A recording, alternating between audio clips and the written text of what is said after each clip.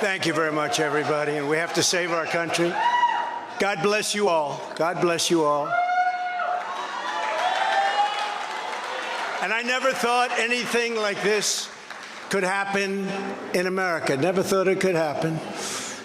The only crime that I have committed is to fearlessly defend our nation from those who seek to destroy it. From the beginning, the Democrats spied on my campaign. Remember that? They attacked me with an onslaught of fraudulent investigations.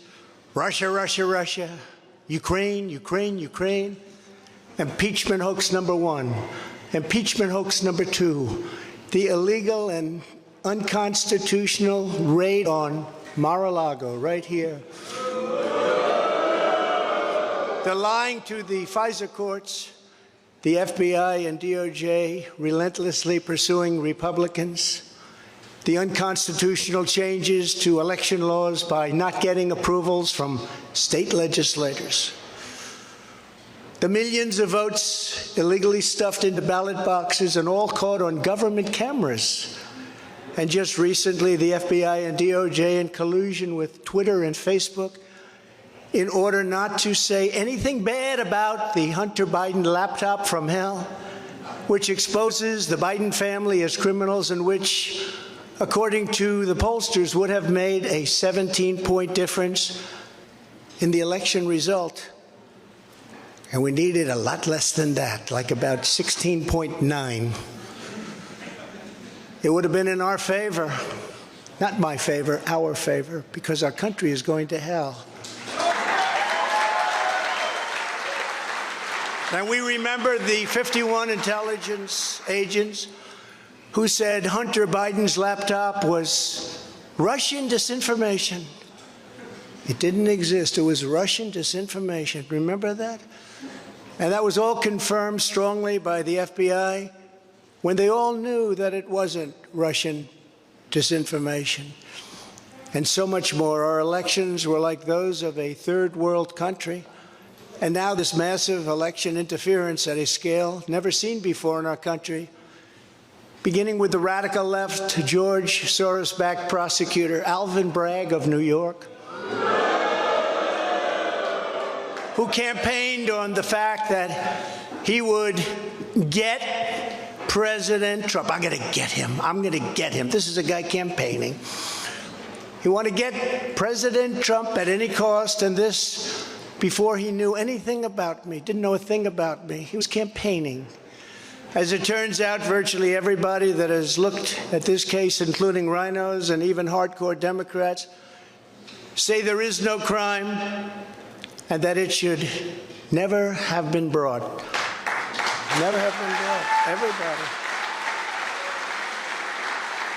Everybody. Even people that aren't big fans have said it. They said this is not the right thing to do.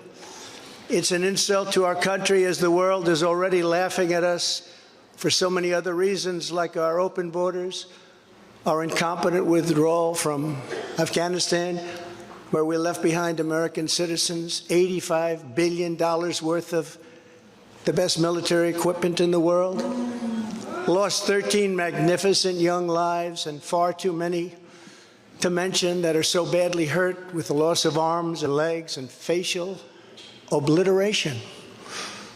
The most embarrassing time in our country's history, in my opinion. Then our give up on energy independence and even energy dominance. We're going to be dominant within 6 months, more than any other nation times 2. We had this all just 3 years ago. Our raging crime statistics, if you look in Democrat-run cities, numbers the likes of which we have never seen before. The open threats by various countries of the use of nuclear weapons, something never mentioned or discussed by outside nations during the Trump administration, and which could very well lead under the Biden administration's leadership to an all-out nuclear World War III. Can happen. We're not very far away from it, believe it or not. an economy that has been crippled by the biggest inflation we have seen in more than 60 years, and a military that I used to defeat ISIS in 4 weeks. They said it would take 4 years, 4 weeks, to kill al-Baghdadi and Soleimani, that has now gone woke at the top levels by trying to indoctrinate everyone down to the lowest ranking patriot. But now they've really stepped up their efforts by indicting the 45th President of the United States, who received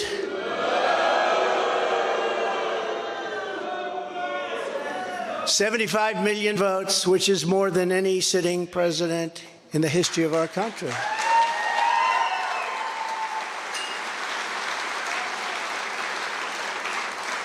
And in the wings, they've got a local racist Democrat district attorney in Atlanta who is doing everything in her power to indict me over an absolutely perfect phone call, even more perfect than the one I made with the president of Ukraine. Remember, I kept saying, that's a perfect call. This one was more perfect. Nobody said, sir, you shouldn't say that. Many people on the phone were hung up in disgust because of something I inappropriately said, because nothing was said wrong. In fact, at the end of the call, we agreed to continue our conversation about election fraud, and election fraud specifically in Georgia, at a later time. Many people on the phone, including lots of lawyers, nobody found anything wrong with that perfect call until a book promotion tour many months later. All of a sudden they say, you know, I remember Trump making a call. Let's look at that. This fake case was brought only to interfere with the upcoming 2024 election, and it should be dropped immediately.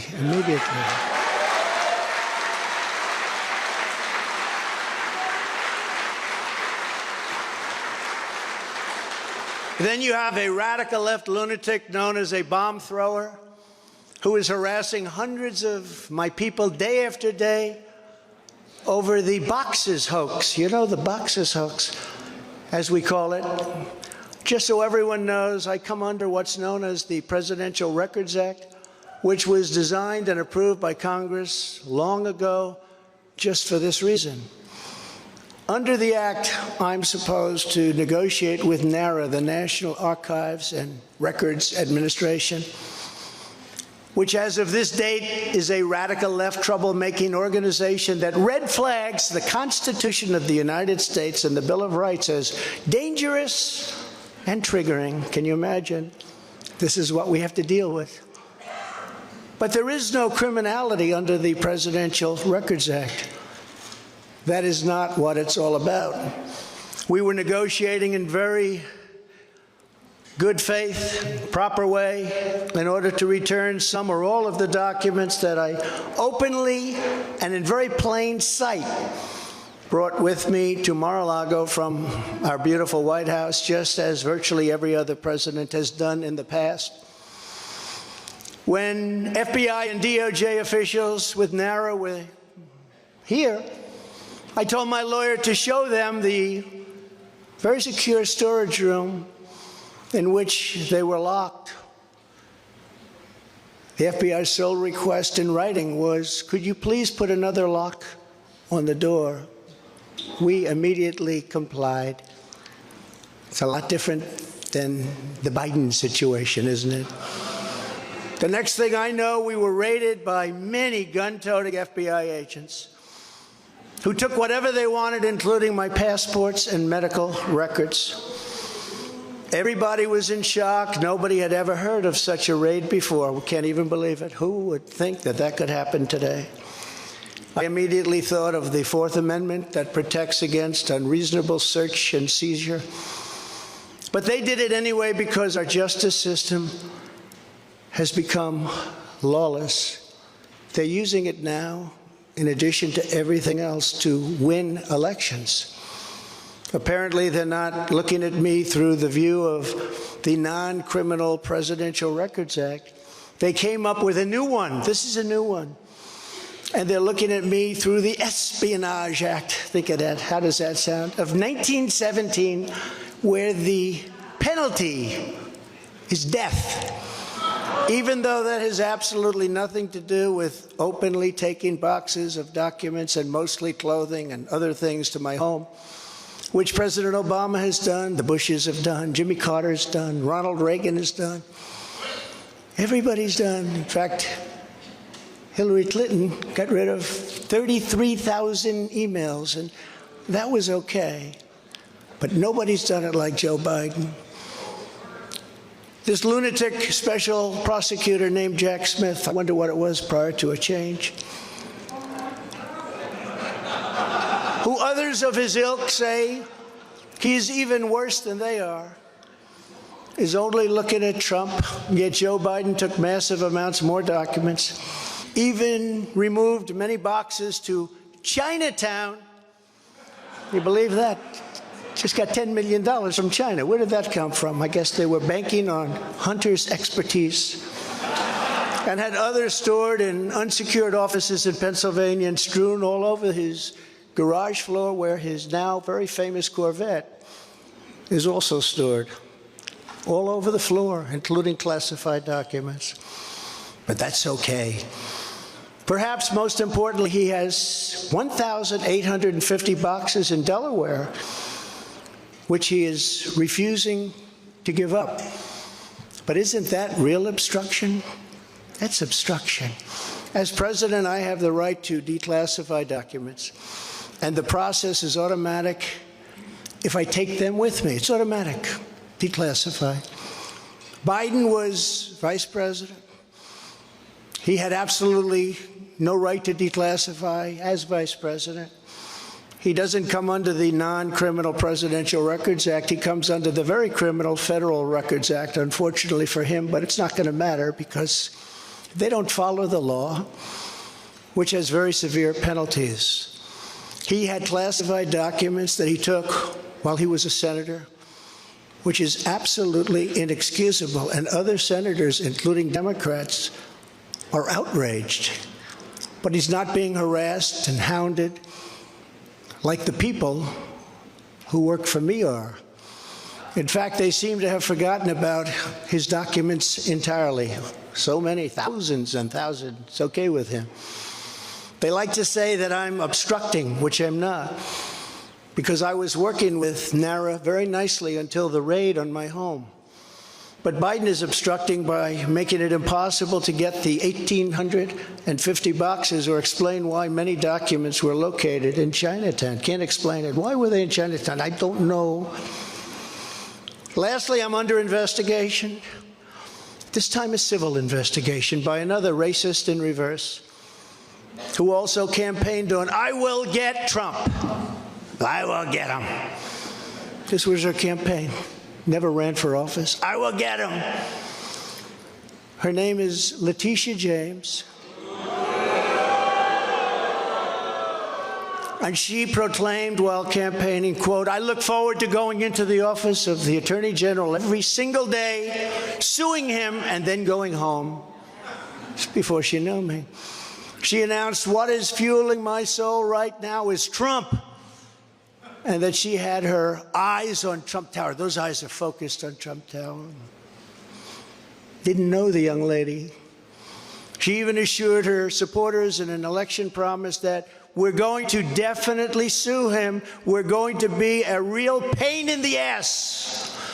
He's going to know my name personally.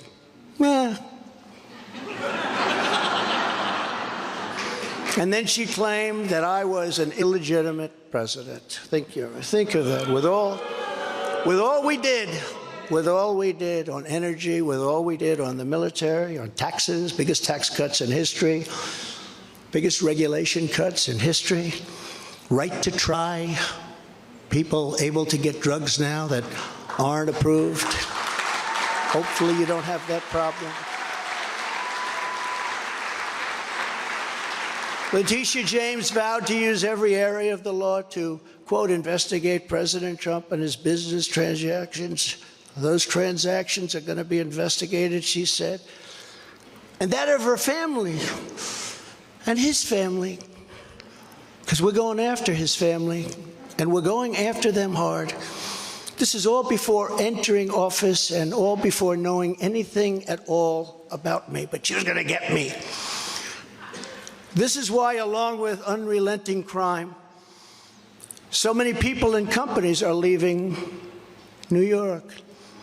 She said that I falsified my financial statements, but in fact we're proving and will prove that my financial statements were substantially more than we submitted, not less. And in all cases have a strong disclaimer clause in them which tells the institutions that may look at that if they want to, not to rely on the statement. But they've got a problem with their case because, number one, I'm very underleveraged. They can't believe it, all the stuff they read and gave, and have very little debt relative to the value of assets. And importantly, not one bank has lost even $1. She was investigating me to save banks. They have very good lawyers. But they didn't lose $1 with us during this period of time. In fact, the banks we're talking about made almost $200 million off Donald Trump, and they liked me very much. We never missed a payment, never got a default notice, had a great relationship with all of them. I don't need banks. We have a lot of cash. I built a great business with my family, built a fantastic business.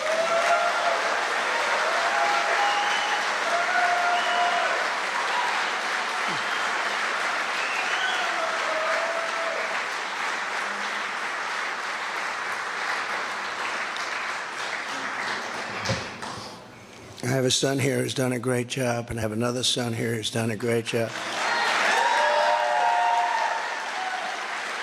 Tiffany.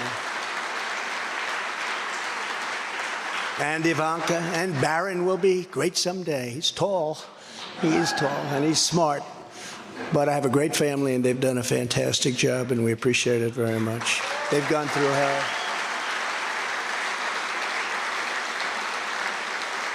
So she's suing me over banks that weren't defrauded, when she should be focused on violent crime that's driving people out of the state. This is a persecution, not an investigation. She's put our family through hell. It's cost hundreds of millions of dollars to defend, but our heads are held very, very high. They want to settle the case, but I want no part of that. So here we are now. It's where we were today, in a city that was so great just 4 or 5 years ago. But now we're there, spent time there today, as you possibly read, with a local failed district attorney charging a former president of the United States for the first time in history on a basis that every single pundit and legal analyst said, there is no case. There's no case. They kept saying, there's no case.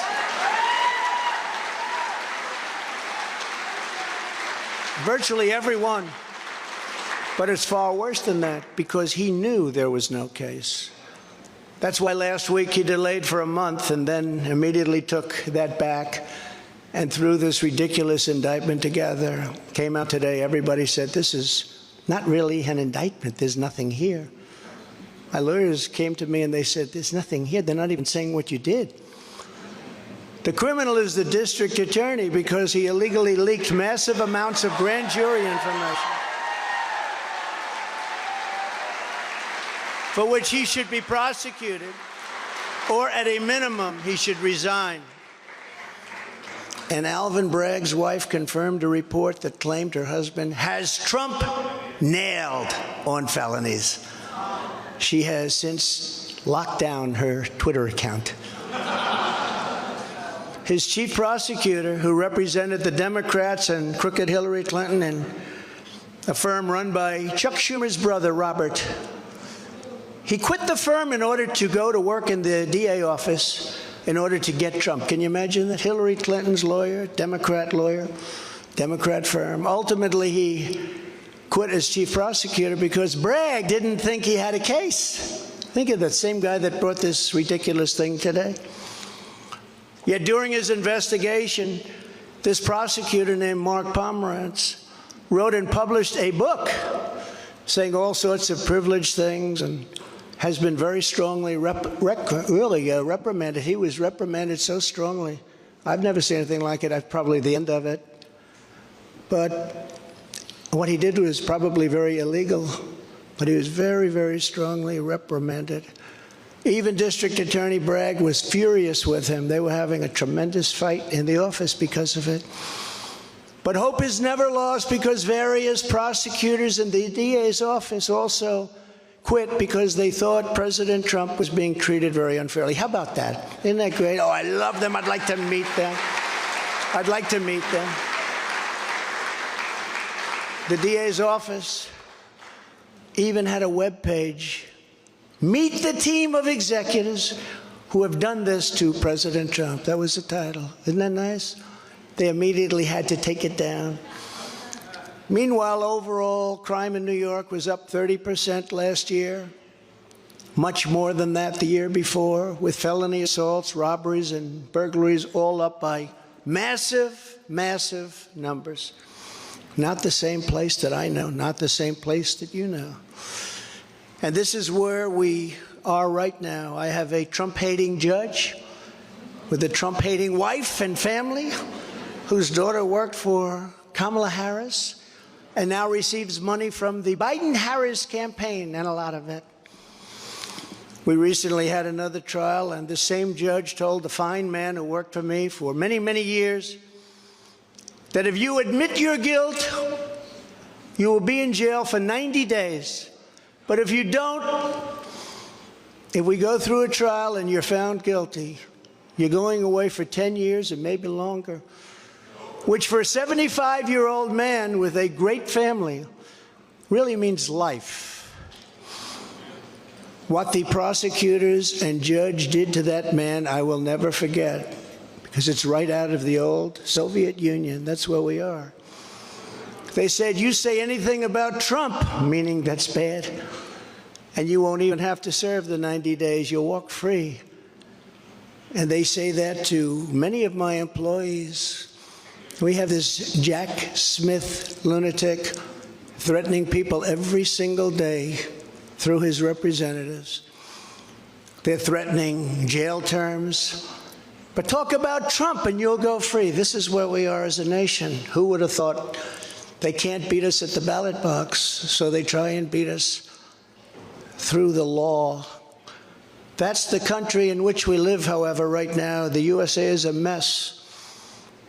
Our economy is crashing. Inflation is out of control. Russia has joined with China. Can you believe that? Saudi Arabia has joined with Iran. China, Russia, Iran, and North Korea have formed together as a menacing and destructive coalition. Would have never happened if I were your president. Would never have happened. Nor would Russia attacking Ukraine have happened. All of those lives would be saved. All of those beautiful cities would be standing. Our currency is crashing and will soon no longer be the world standard, which will be our greatest defeat, frankly, in 200 years. There will be no defeat like that. That will take us away from being even a great power. If you took the 5 worst presidents in the history of the United States and added them up, they would not have done near the destruction to our country as Joe Biden and the Biden administration have done.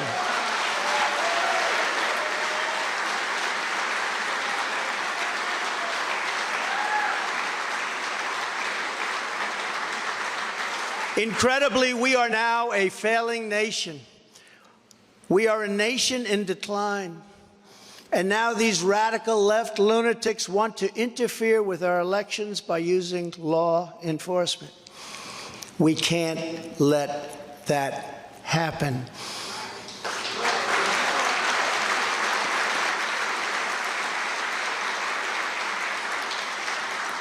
With all of this being said, and with a very dark cloud over our beloved country, I have no doubt, nevertheless, that we will make America great again. Thank you very much. And God bless you, and God bless America. Thank you very much, everybody. Thank you.